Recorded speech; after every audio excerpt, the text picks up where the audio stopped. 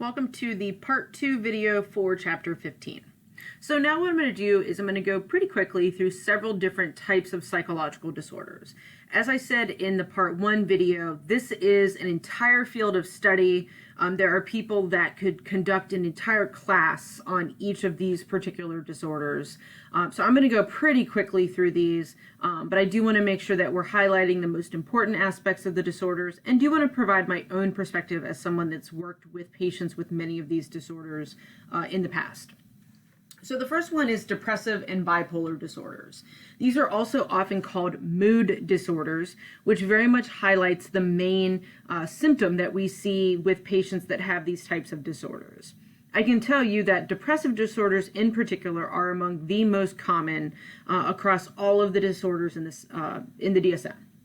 So by depressive disorders, what I mean is persistent sadness, emptiness, irritability, which often leads to both physical and cognitive changes. And the key thing here is that it impacts functioning. So there has to be significant impairment. This is not just feeling sad. So again, many of us feel sad from time to time. Someone breaks up with you, you lose a loved one, there's a global pandemic that's ruining everything, right? There's a lot of reasons that we feel sad. But here, what we're talking about is more persistent changes in mood that very much significantly impacts the person's typical functioning. So as a clinician, I can tell you one of the things I always tried to do is get a sense of how they typically functioned and then compared what I was seeing in front of me. Because many of us are just kind of dysthymic people. We're just kind of low energy, always maybe just kind of in a neutral or maybe even a slightly negative mood. I'm thinking of maybe like Eeyore. So you always want to make sure that you're comparing the person to themselves. So is this abnormal for them? And so, some of the main things that I would be looking for in a clinical setting would be, does it look like they've kind of stopped taking care of themselves? Are they not engaging in things that used to bring them joy? So if they used to garden, are they still gardening? If they used to go running, do they still run? If they used to be a very social person that hung out with friends, are they still doing that? And you also want to make sure that there aren't circumstances leading to these changes that would kind of explain what's happening. So again, like I used to do a lot of things I'm no longer doing, but it's because of the global pandemic. So that's a circumstance that explains what's happening. Or again, like if you just lost a loved one, changes in your feelings and thoughts, that's probably a result of grief. But if it's something that persists, or seems to exist longer than the circumstance itself, then we're considering it might be a mood disorder. So there's lots of potential explanations for why people develop depression. The most common biological explanation is diminished activity in serotonin. But I can tell you there's actually a bit of a controversy there that the main reason we assume or think that serotonin is a potential causal mechanism is because antidepressants seem to treat depression and antidepressants impact serotonin. What most people don't realize is antidepressants weren't developed to treat depression. We kind of accidentally discovered that they seem to help people with depression and then kind of worked backwards and said, oh, these medications seem to impact serotonin. Maybe that's a cause of depression. So it's kind of a working backwards logic, which actually has some flaws to it. So there's some controversy there about whether serotonin is actually a causal mechanism in depression. I can tell you that people with depression have particular thought patterns. They tend to kind of take a negative lens or pessimistic lens on everything, views of themselves, views of the world, views of the future. So that seems to be a causal mechanism. And then, of course, trauma and losses. So losing your job, again, being in a car accident and feeling guilty, maybe it was your fault. So all of these things could potentially lead to depression. Bipolar disorder is also a mood disorder where an individual experiences at least one episode of mania, which is high levels of energy, irritability. The person often feels like they don't need to sleep as much. They might feel more creative. They might talk faster than normal. And so the reason this is talked about in the same chapter as depressive disorders is that the manic episodes often alternate with episodes of depression. And so it's conceptualized as a mood disorder. So let's go on to anxiety disorders. So, anxiety is actually extremely adaptive, and this is something that a lot of people overlook, and I often had to remind my patients of. Because my patients with anxiety disorders would come in and say, I don't want to be anxious anymore. And first of all, that's not a realistic expectation. It would be impossible to not be anxious. But it also, I think, helps us better understand the role of anxiety if we actually frame it as adaptive, because it is. When you feel anxious about an exam, it leads you to study. When you get anxious that a hurricane is coming, it kind of pushes you or compels you to prepare. So anxiety is actually extremely adaptive. But when it happens in the absence of an actual danger or threat, that is when anxiety is potentially problematic. And so that's really what an anxiety disorder is when fear or, again, anxiety exists outside of any imminent danger. And again, the other key here is it is impairing. That's the main kind of red flag I'm looking for. So in the DSM, there are several different types of anxiety disorders. We're going to focus on 3 here. The first is generalized anxiety, which is exactly what it feels like. It's persistent and impairing feelings of apprehension and worry. And it is extremely generalized, meaning that it's about everything. And again, it's out of proportion of what makes sense. So if somebody's really worried about money and it turns out they just lost their job and they have $10 in their bank account, that's not generalized anxiety disorder, right? They have a legit reason to be anxious. But if the person is experiencing a wide range of different sources of anxiety, and again, it's kind of out of the context of what their life presents, then we're potentially looking at a diagnosis of GAD.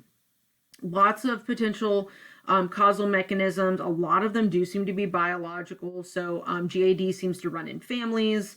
When we do brain scans, we see that there are abnormalities in the amygdala and the prefrontal cortex. Essentially, our fear network is kind of running out of control, and our prefrontal cortex isn't helping us monitor or kind of put a hold on that anxiety.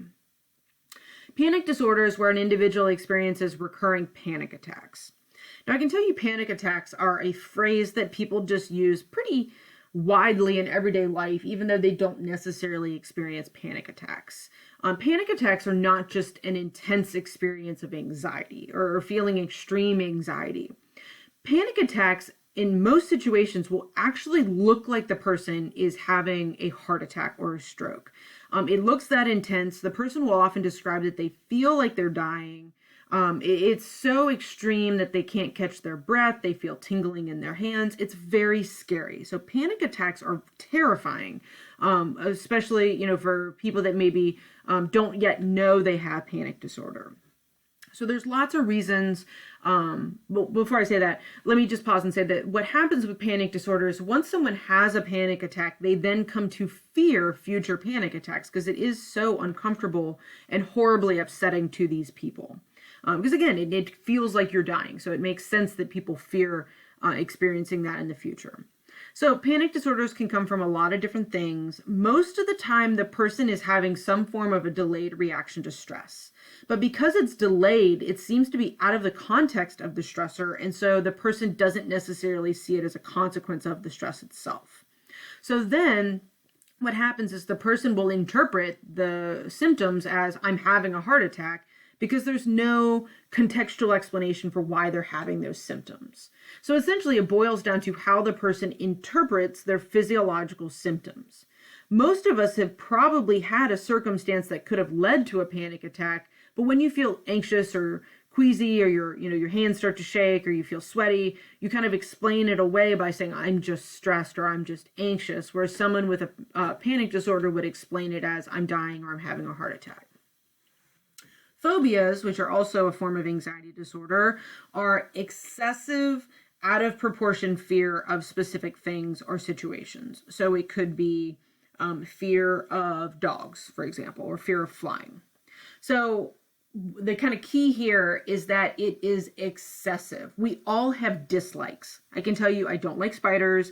I don't like snakes, right? Those are kind of the most typical ones. And I would say that I have those those beliefs myself. I just don't like those things. I don't know why. They creep me out. I just don't like them.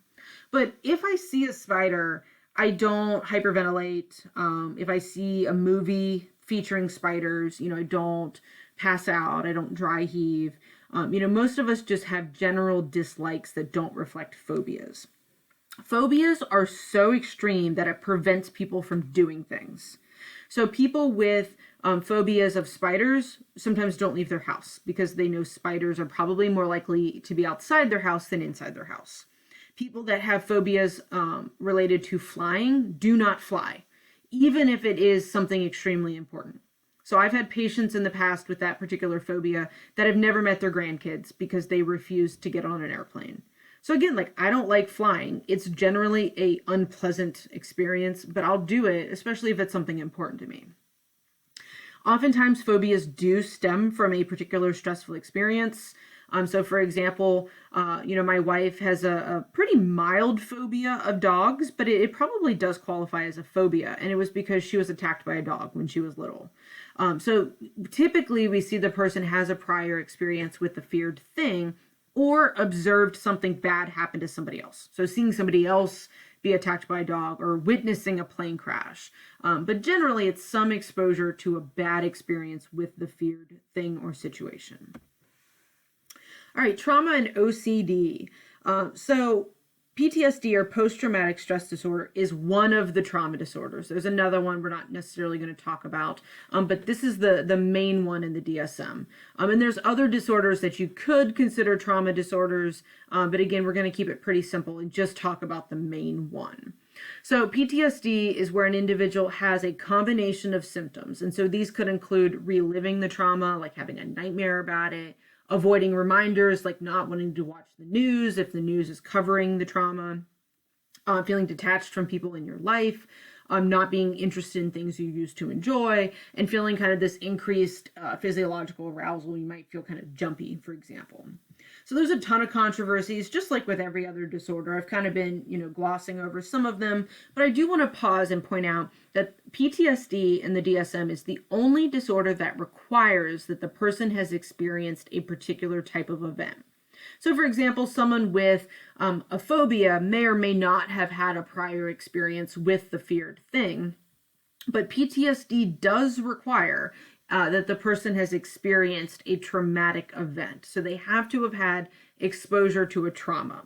Again, the only disorder in the DSM that requires a particular type of event. But the question is, what counts as exposure? And what also counts as a trauma? I think the most common or obvious ones are things like car accidents, sexual victimization, being in a shooting, right? Those are everybody would agree those are traumas.